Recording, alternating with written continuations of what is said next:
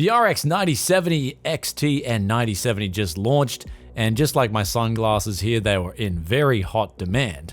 Now, if you're asking why I'm wearing these sunglasses, actually, my eyes were just crazy itchy last night. I couldn't even get proper sleep. It's just like this Japanese sugi season right now, and the sugi's just out of control. So my eyes get really itchy, and if I took the glasses off right now, it'd look like I'd be crying, and that might be the case because I didn't get the chance in Japan to get an RX 9070 XT. However, that said, if we look over in the US, it looks like the launch was at least semi-successful. And this is the first thing that when we look at breaking down the RX 9070 XT launch here, we can see that people who really wanted to get an MSRP card, they were able to get one in like a 5-10 minute window. And then this was the same thing I was hearing in Australia.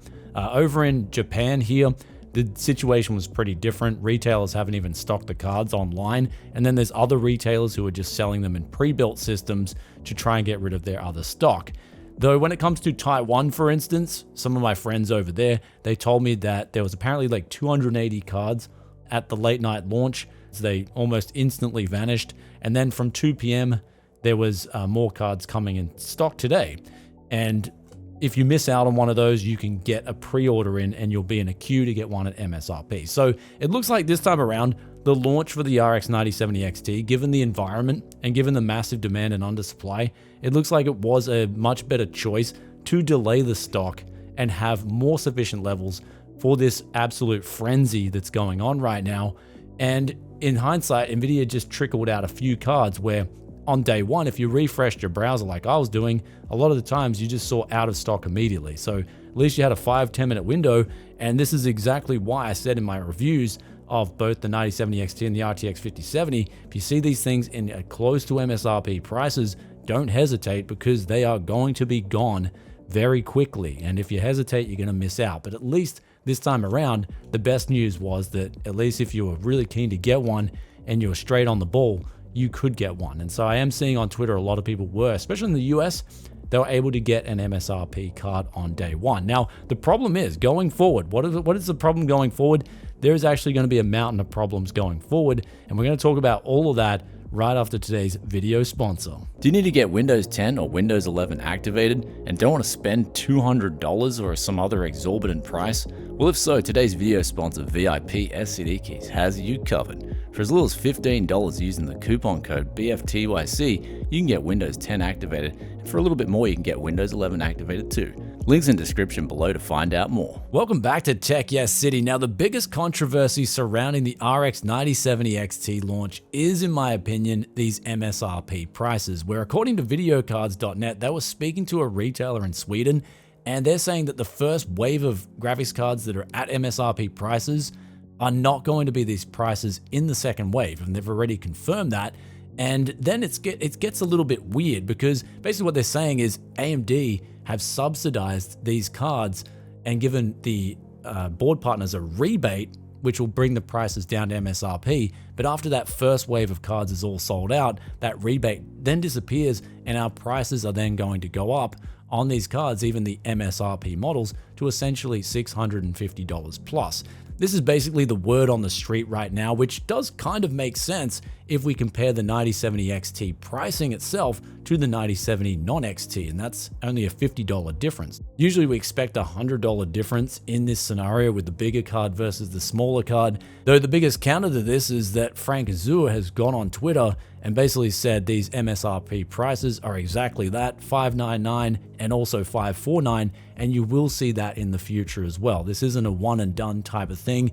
So it looks like we're hearing one thing from retailers and then another thing from AMD themselves. And so here's where only time will tell. We can come back and revisit this situation in a couple of weeks. But I think with this, at least for now, AMD does have the benefit of the doubt. They have provided some cards here at MSRP where people could actually buy them. And so the experiences overall are generally, and the day one reactions are overall a lot more positive than the RTX 5000 series, for example. However, one thing that we can see from this launch is that there is a severe undersupply for certain price levels, and that is the person wanting to spend $500 to $1,000 on a GPU. There's just simply not enough stock at the performance for the price threshold that people are willing to pay. In other words, if one of these cards comes in at close to MSRP, it's going to sell out pretty quickly because there's just a massive over demand at these prices and an undersupply for these given prices. So it makes it so that we know what the story is. I'm going to be making more of a dedicated video on this undersupply over demand situation. It's different to what we're talking about here today with launch day. But what I wanted to say is a lot of the over demand from Nvidia customers this time around have definitely come to the party with the RX 9070 XT launch as well as the RX 9070 because the performance is actually really good for the price. And it's not just that too, AMD's definitely picked things up when it comes to efficiency this time around, and also their ray tracing performance isn't half bad. So in terms of the actual card and the appeal itself, they've done a very good job. Sure, there's still some ways away in terms of upscaling with FSR 4 versus DLSS 4, but ultimately if you just want to play games at a pretty solid level and you don't want to be feeling like you're at such a disadvantage, for instance, with some of the previous AMD cards that were released, this time around RDNA 4 is definitely kicking it hard to Nvidia's Blackwell RTX 5000 series. And I think that's the bottom line that has pushed a lot of people who are thinking about maybe holding out for an Nvidia card. They're thinking, well, one of these is in stock. I'm just going to switch sides and give AMD a go this time around. And so that is creating more demand for these cards. And so this wave of demand for PC gaming isn't going anywhere. In fact, it's just this big tsunami that's coming through and it's gobbling up all the cards that are priced at decent levels. Now, here's where things start to get a little crazy because this is the part of the video where I'm sitting back and I'm thinking to myself, are people looking for value now, or are they just looking to get a card and join in on the hype? Because what we got in Australia right now, for instance, I'll pull up this specific example, is that we got the 7800 XT. This is going now for under MSRP in Australia, at least. Once we factor in 10% tax as well, which is mandatory, we've got that price, which is 750 Aussie dollars. Then we've got the RX 9070 XTs coming in at around 1,350 Aussie dollars. That's the cheapest you can get one in stock for. And so at these price levels, if we go back to my value charts that I did in my initial day one review, they're completely out of the window now. They're irrelevant because we're looking at the street pricing, and what we've got here now is a situation where the 7800 XT is better value than this street priced $1,350 9070 XT. And so you can see here the value just completely goes out of the window, where the performance is a lot better, especially in the raw raster, but because these street prices have just gone way above MSRP, it makes it so that it's just not an appealing buy because people want ultimately value. That's the biggest priority here. And so it's a message to AMD and Nvidia, you have to get more of these cards in the hands of gamers and take care of your loyal customer base who's here year after year, but also take care of them because you don't want to deter them away from PC gaming. And say, for instance, in the future, the AI demand goes south once a lot of people realize it was just a massive boom.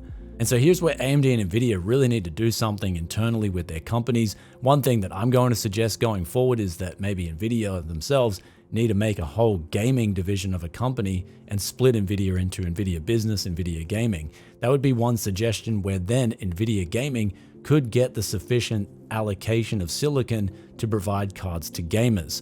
And so that's one option that they could do, because going forward, this is a complete mess right now, and pretty much one that's going to replicate that of the 2021 crypto boom if it keeps going the way it goes.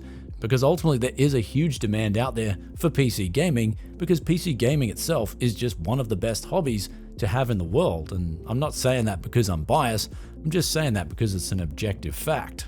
The last things I wanted to talk to you guys about is, first of all, being a tech enthusiast. Right now, it is a better thing to be a tech enthusiast if you want to get a GPU, because you're going to be up to date with all the news, and as it comes in, you're going to be in a better position to get a card.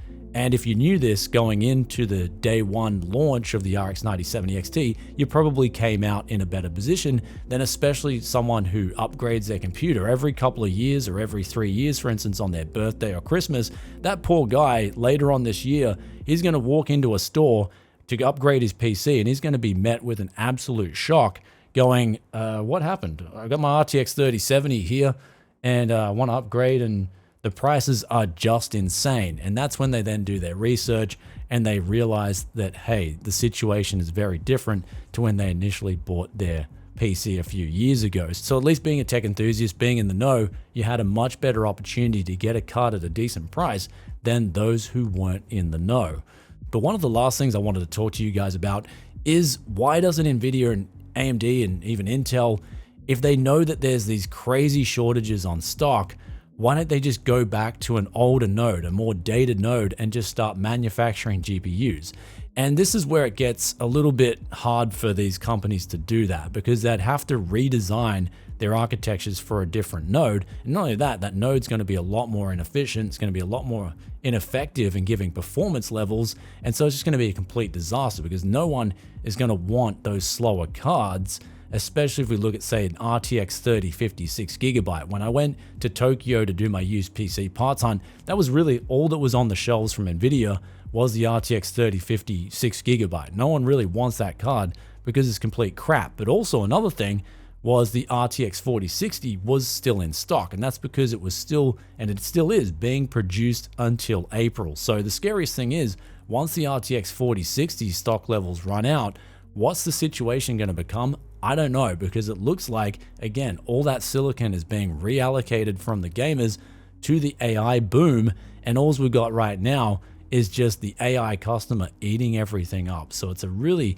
bad situation to be a gamer right now if you want to get a graphics card at a decent price. But that said, at least I can sleep at night knowing that I'm giving you guys the right recommendation and news, at least I hope so.